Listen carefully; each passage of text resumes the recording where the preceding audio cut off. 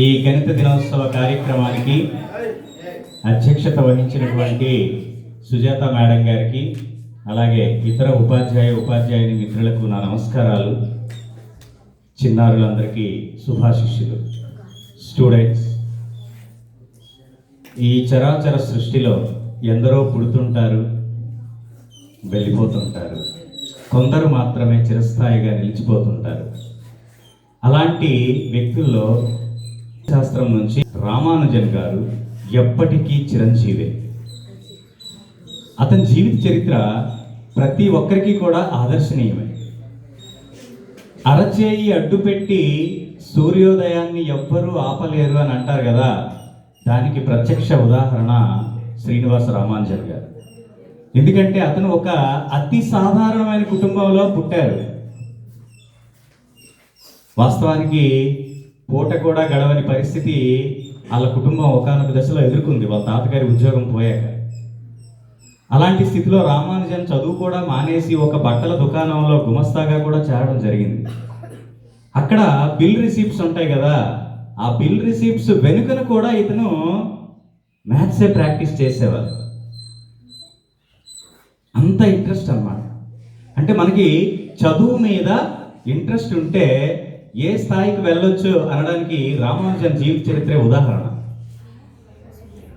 అతనికి మరి చదువుకోవడానికి మరి అవకాశం లేదు, కానీ అతను ఆ విధంగా కంటిన్యూస్గా ఈ మ్యాథ్స్ ప్రాక్టీస్ చేస్తుండడం వలన అతని నోట్స్లు అనేవి చాలామంది అప్పటి గణిత శాస్త్ర బోధకులకు, ప్రొఫెసర్లకు అవి సాల్వ్ చేయలేని రీతిలో ఉన్నాయన్నమాట.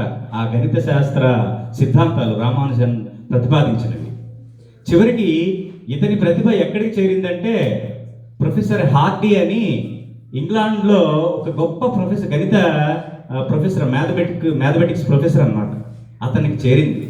మిగతా ఎవరు కూడాను రామానుజానికి సహాయం చేయలేదు కానీ అతను మాత్రం ప్రత్యేకంగా ఇతన్ని ఇంగ్లాండ్ రప్పించుకొని కేంబ్రిడ్జ్ యూనివర్సిటీలో ఇతనికి ఇతనితో పాటుగా మ్యాథ్స్ ఎక్కువగా రీసెర్చ్ చేసే అవకాశాన్ని కల్పించారు. అయితే బ్యాడ్ లక్ ఏంటంటే, రామానుజన్ పుట్టి పెరిగింది మద్రాసు వేడి వాతావరణం, కానీ ఇంగ్లాండ్లో ఆ చల్లని వాతావరణం, పైగా అక్కడంతా కూడాను నాన్ వెజిటేరియన్సే. ఇతను వెజిటేరియన్, ప్యూర్ వెజిటేరియన్ కాబట్టి సొంతంగా వండుకునే వాళ్ళు. ఆ వండుకొని తినేటప్పుడు ఈ మ్యాథ్స్ రీసెర్చ్లో పడిపోయి ఇతను ఆహారం మీద దృష్టి పెట్టలేదు, కాబట్టి ఇతని ఆరోగ్యం క్షీణించింది.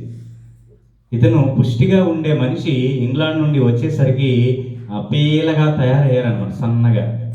ఇక్కడికి వచ్చేటప్పటికే అతనికి వ్యాధి పట్టి పీడిస్తుంది, మరి అది నయం అవ్వలేదు.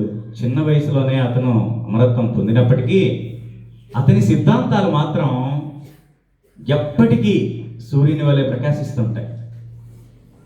కాబట్టి స్టూడెంట్స్, మీరు చదువు పట్ల ఆసక్తి పెంచుకోండి. మనిషి ఎన్నాళ్ళు జీవించాడనేది కాదు, ఎన్నాళ్ళు గుర్తుండిపోయే విజయాలు సాధించి వెళ్ళిపోయాడనేదే ముఖ్యం. కాబట్టి ప్రతి ఒక్కరు కూడా తింటారు, పడుకుంటారు, తెల్లారుతుంది, అది కాదు. మనం మనిషిగా పుట్టాము అంటే మనకంటూ ఒక ప్రత్యేక స్థానాన్ని పొందడం కోసం నిరంతరం సాధన చేయాలి, ప్రాక్టీస్ చేయాలి. మనకి దేని పట్ల ఇంట్రెస్ట్ ఉంది, దాంట్లో మనం మెరిట్ అవ్వాలి. మనం దేంట్లో రాణించాలన్నా సరే చదువు ముఖ్యం, అందులో మ్యాథమెటిక్స్ మరీ ముఖ్యం. సురేష్ మాస్టారు మేము కలిసి చదువుకునే రోజుల్లో గ్రూప్ 1 ప్రిపేర్ అయ్యేటప్పుడు నాకు మ్యాథ్స్లో కానీ మ్యాథ్స్ పేపర్లో అట్లీస్ట్ మాస్టర్కి చాలా మంచి మార్క్స్ వచ్చాయి, 129 మార్క్స్ వచ్చాయి, నాకు 47 మార్క్సే వచ్చాయి. మిగతా పేపర్లన్నీ నాకు బాగా మార్క్స్ వచ్చాయి, కానీ ప్రయోజనం ఏంటి? మ్యాథ్స్లో తక్కువగా రావటం వలన నేను గ్రూప్ 1 ఆఫీసర్ అవ్వాలనే కోరిక నెరవేరలేదు.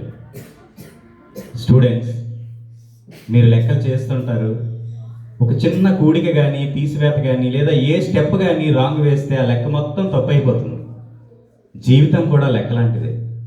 మీరు వేసే ప్రతి అడుగు, మీరు ఆడే ప్రతి మాట, మీరు చేసే ప్రతి పని, మీ యొక్క ప్రతి ఆలోచన అన్నీ పర్ఫెక్ట్గా ఉండాలి.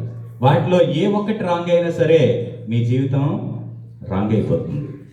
అది గుర్తుపెట్టుకొని మీరు చక్కనైన క్రమశిక్షణ కలిగిన ఉన్నతమైన భారతీయ పౌరులుగా తయారవ్వాలనేది నా ఆకాంక్ష. Thank you very much madam గారు ఫర్ గివింగ్ దిస్ లైఫ్.